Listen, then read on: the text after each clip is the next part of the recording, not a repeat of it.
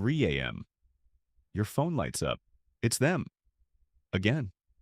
Before you've even read the message, something in your chest already knows how this goes. You should feel angry. You felt angry at this exact moment 100 times before. Instead, you feel relief. That's not weakness. That's not low self-esteem talking. That's your brain running the exact same program a slot machine runs on you, and by the end of this video, you're going to understand exactly why walking away isn't as simple as just deciding to. It never stays bad for long, and that's the part that keeps you there. There's a version of them that says exactly the right thing at exactly the right moment. Remember something small you mentioned once. Makes you feel like the only person in the room. You build a whole private case for them out of moments like that. Evidence you keep filed away for the next time someone asks why you're still here. Then, without warning, it turns cold, or sharp, or just gone. Your texts get short. Your calls get let go to voicemail. You start narrating your own day to no one, out loud in an empty room, because you got used to someone hearing it. And just as suddenly it turns back, a little more intense than before, like an apology that never actually says the word. Relief floods in so fast it barely leaves room to notice that nothing was actually resolved. You start living for that return more than you live for anything calm. The bad stretch becomes background noise. The return becomes the whole story you tell yourself about who they really are. In 1981, psychologists Donald Dutton and Susan Painter studied something that didn't fit the story people expected. Women in abusive relationships weren't staying because they were weak or because they didn't understand what was happening to them. They were staying because of exactly how the abuse was patterned. Dutton and Painter called it traumatic bonding. The bond didn't form despite the cycle of harm and affection. It formed because of it, and their research, along with the work that followed it, kept finding the same thing. The more unpredictable the swings, the tighter the bond held. Translated out of the journal language, that's just this.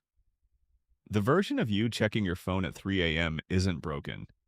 You're reacting exactly the way this specific pattern is built to make anyone react. This pattern isn't limited to romantic relationships, even though that's where it gets talked about most. A parent who alternates between warmth and coldness can build the exact same bond in a child, one that follows them into every relationship afterward. A friendship that swings between being the center of someone's world and being frozen out entirely runs on the same schedule. Even a boss who's occasionally unpredictably kind inside a pattern of harshness can produce loyalty that looks a lot like devotion and functions nothing like it. Different relationship. Same 3 a.m. feeling. A friend who showers you with attention for 2 weeks and then goes cold for 2 more, waiting for you to chase them back. A parent whose praise you can set your watch by, right after the silence that made you earn it. Here's why it holds so tight. And it's the same principle behind slot machines. A reward you get every single time is easy to walk away from the moment it stops. A reward that comes unpredictably, sometimes yes, sometimes no, no way to know when, is the hardest pattern of all to quit. That's the actual mechanic casinos are built on, not a comparison. The same behavioral principle, running on you instead of a machine. Which means the pull you feel isn't a character problem. It's the same pull anyone would feel, sitting in front of the same odds. This is why leaving doesn't feel like relief, it feels like loss. Because on some level it is one. Not loss of the person exactly. Loss of the unpredictability you'd quietly organized your whole nervous system around. The good moments were never guaranteed, which is exactly why you reach for them harder than you reach for anything reliable. In the days after you finally go no contact, you're not just missing them. You're missing the anticipation itself, the specific feeling of not knowing which version was about to show up. Calm, predictable people don't produce that feeling. That's not a flaw in them. That's the whole point of being calm. So the craving you feel isn't proof you made the wrong call. It's proof the pull was real. Somewhere in all this, you've probably asked yourself why you couldn't just leave sooner. Why you kept answering. Why you kept hoping this time might be the version that stays. This pattern doesn't check your intelligence before it works on you. It doesn't check your self-esteem, your education, or how many times you've read about exactly this cycle. People who study behavior for a living, who could diagram this exact pattern on a whiteboard, still find themselves caught in versions of it, because knowing it exists doesn't switch off the part of you that responds to it. A therapist who spends her whole career explaining this pattern to other people can still find herself sitting in her car outside her own house, rereading a message from someone who's done this to her 3 times before. You didn't stay because you didn't know better. You stayed because the pattern was specifically built, whether anyone meant it to be or not, to be the hardest one to walk away from. It's worth being precise here because this isn't a label for every relationship that has hard days in it. Every real relationship has friction, disagreements, bad moods, days where someone isn't at their best. That's not the cycle this video is describing. The difference isn't the presence of conflict, it's what follows it. In a healthy relationship, a hard moment gets acknowledged, and the good that follows feels like a return to a baseline that was already stable.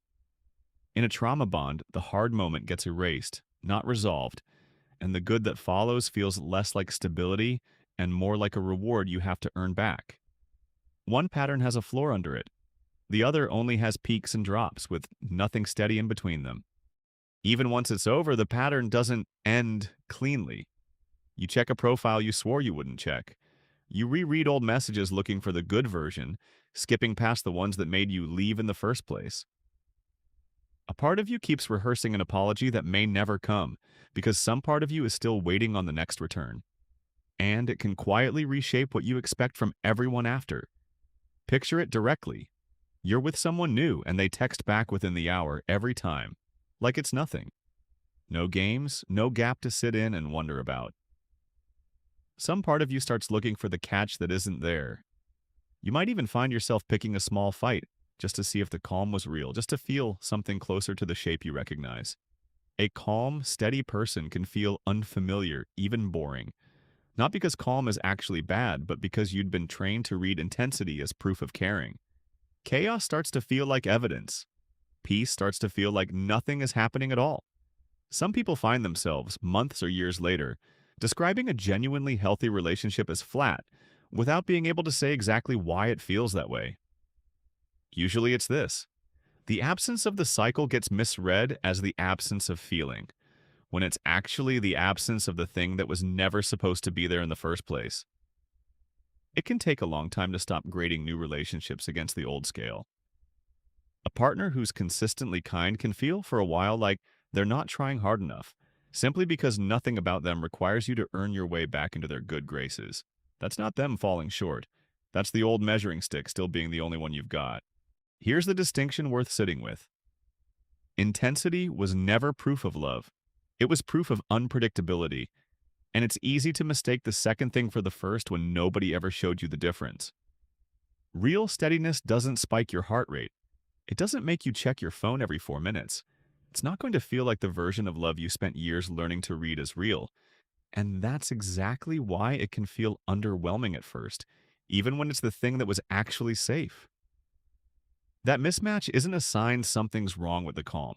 It's a sign of how thoroughly you were taught to look for the wrong thing. You didn't stay because something was wrong with you. You stayed because somewhere along the way you were taught that this was what love was supposed to feel like.